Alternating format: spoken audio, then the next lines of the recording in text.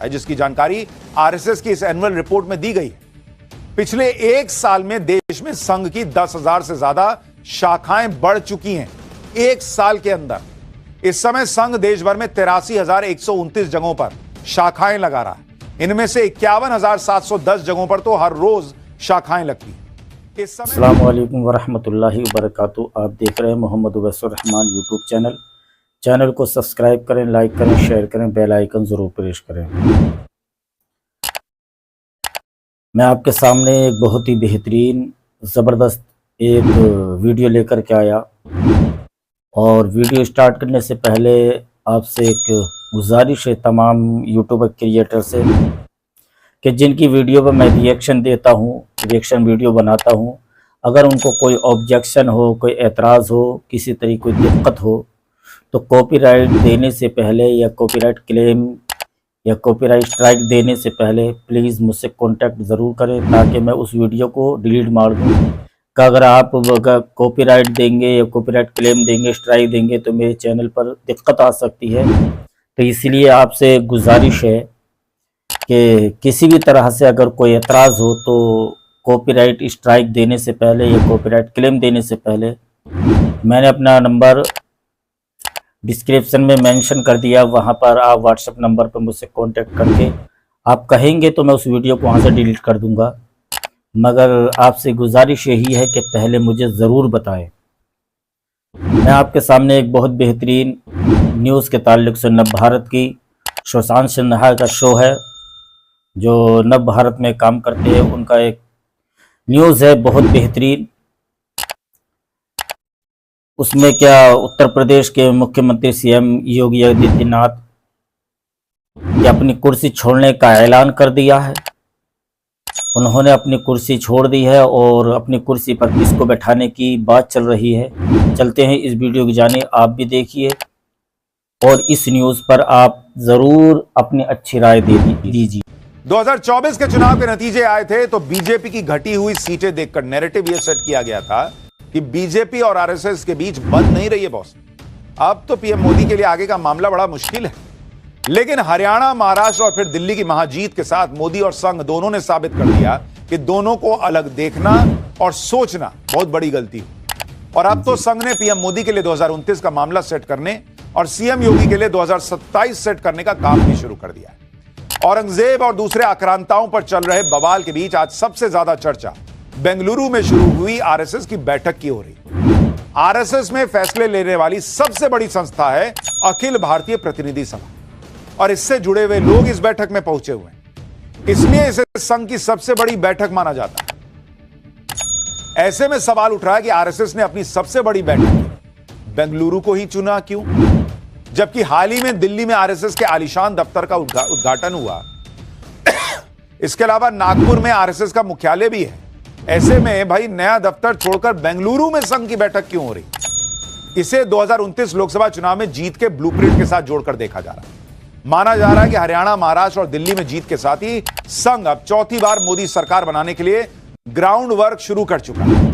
क्योंकि आप अगर देखेंगे, आज बेंगलुरु में आरएसएस की अखिल भारतीय प्रतिनिधि सभा की बैठक के पहले दिन प्रयागराज महाकुंभ की गूंज सुनाई दी।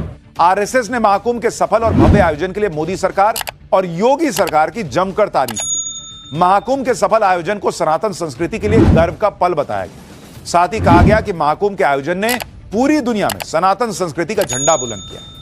यानी पीएम मोदी ने सनातन के गौरव और देश के गौरव को स्थापित करने के लिए जो लकीर खींची है, आज आरएसएस ने भी उसे और लंबा करने का संकेत दिया। 2029 के लिए संघ ने क्या मेगा प्लान बनाया है और सीएम योगी ने किसके लिए कुर्सी छोड़ने तक का ऐलान कर दिया था, इसकी पूरी डिटेल पाठशाला में आज आपको बताऊंगा। लेकिन आज बेंगलुरु में जो हुआ है, पहले उसका एक ट्रेलर देखिए।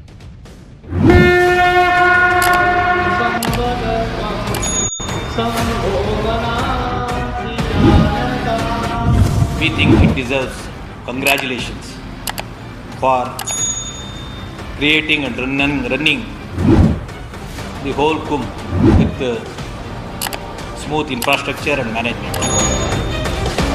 मंदिर के लिए सत्ता भी गंवानी पड़ेगी तो कोई समस्या नहीं होनी चाहिए। ये नरेंद्र मोदी सरकार, इस सरकार के रहते देश पर खतरे राजनीतिक आइडियोलॉजी के कारण पनपने हम नहीं देंगे।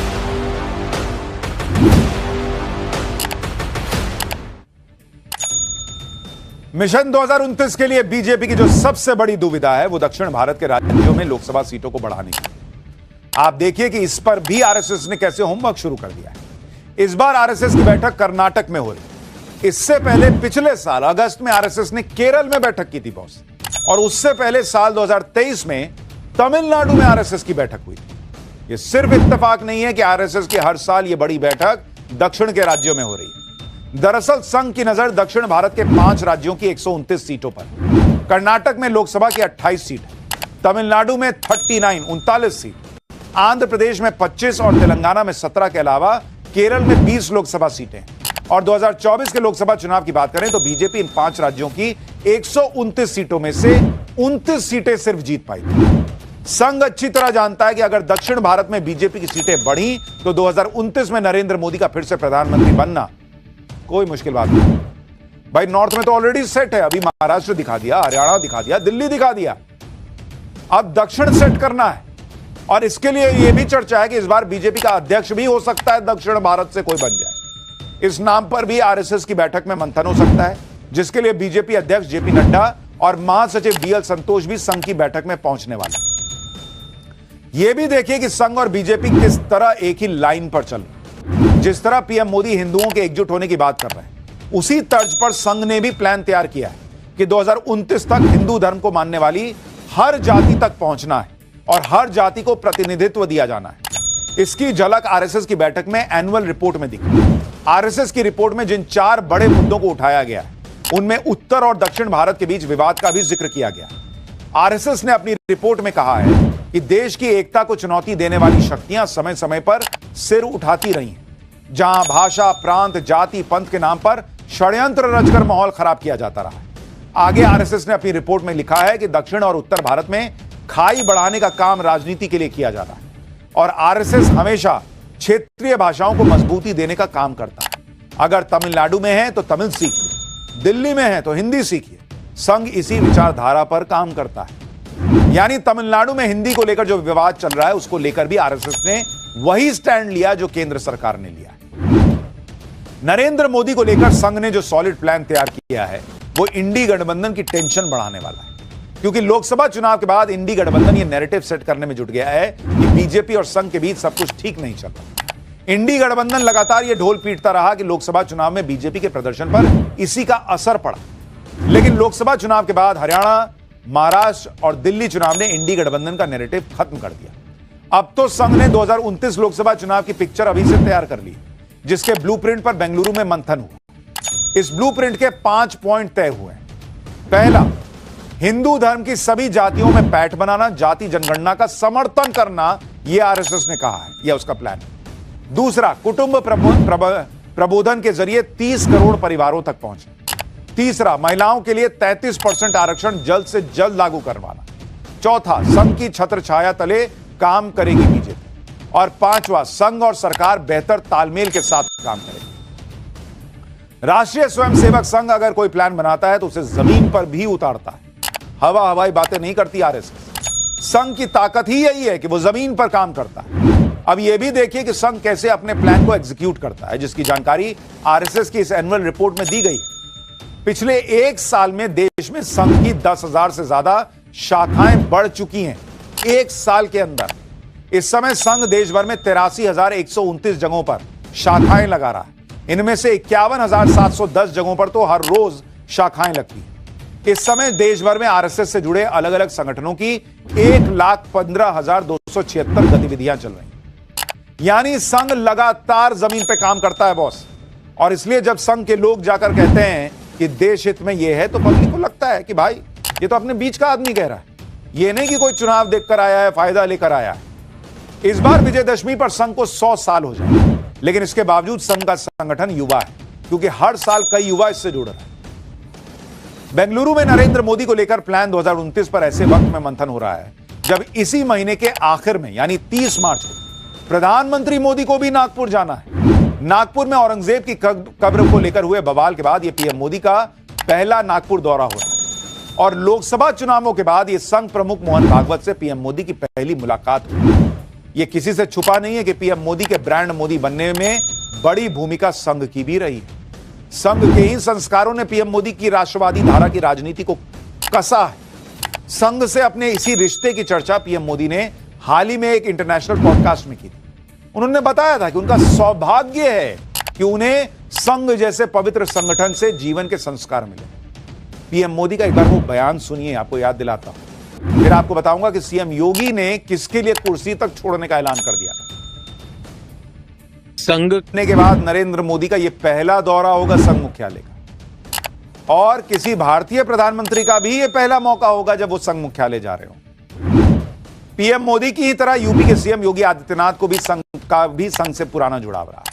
आज बेंगलुरु की बैठक में महाकुंभ के सफल आयोजन के लिए आरएसएस ने योगी आदित्यनाथ की भी पीठ थपथपाई, जबकि महाकुंभ को कोसने वाले इन दिनों अपने वोट बैंक को खुश करने के लिए इफ्तारी में बिजी हैं। सोनिया गांधी, अखिलेश यादव, जया बच्चन इंडियन यूनियन मुस्लिम लीग की इफ्तार पार्टी में नजर आ रहे हैं। लेकिन महाकुंभ को कोसने वाले इन नेताओं को आज तक राम मंदिर जाने का टाइम नहीं मिल पाया। दूसरी तरफ योगी आदित्यनाथ को देखिए, जो आज एक बार फिर अयोध्या पहुंचे थे, जहां उन्होंने रामलला की पूजा की और कह दिया कि अगर राम मंदिर के लिए सत्ता भी गंवानी पड़े तो कोई परवाह नहीं। सुनिए एक बार।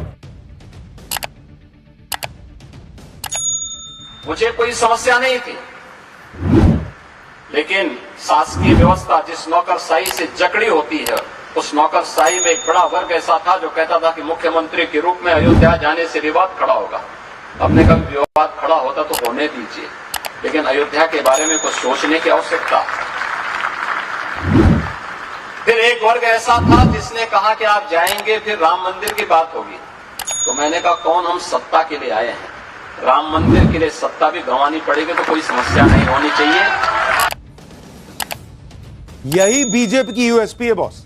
प्रधानमंत्री मोदी से लेकर योगी आदित्यनाथ तक सबका विजन क्लियर है। अमित शाह तक का विजन क्लियर है। हर नेता की सोच जो है ना, वो आपको समझ में आती है कि ये काम क्यों हो रहा है। राजनीति अपनी जगह है, रणनीति बनाना अपनी जगह, लेकिन देश को लेकर जो सोच है वो विजन एकदम साफ।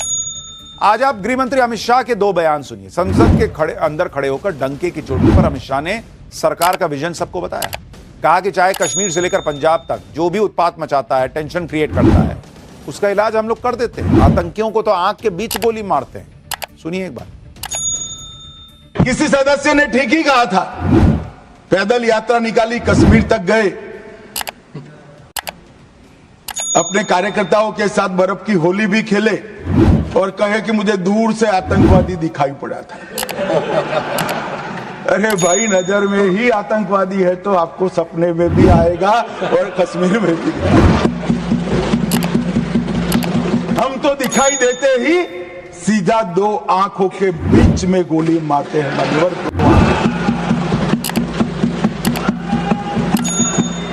हमारी सरकार ना आतंकवाद को सह सकती है, ना आतंकवादियों को सह सकती। कोई जगह नहीं है देश में अब देश के नागरिकों के साथ खून की होली खेलने।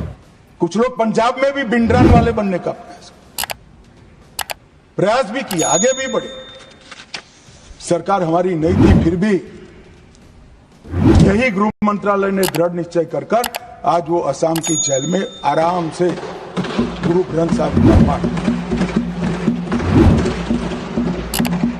ये नरेंद्र मोदी सरकार, इस सरकार के रहते देश पर खतरे राजनीतिक आइडियोलॉजी के कारण पनपने हम नहीं देंगे।